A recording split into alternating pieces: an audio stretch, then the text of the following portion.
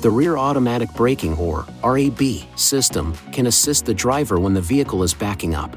RAB operates when the shift lever is in the reverse position and the vehicle speed is less than approximately 9 miles per hour.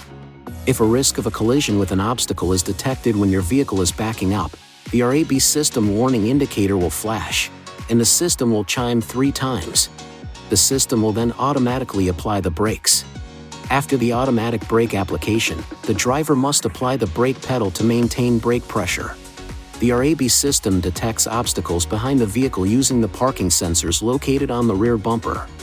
The RAB system can be temporarily turned on or off by touching this key on the center display.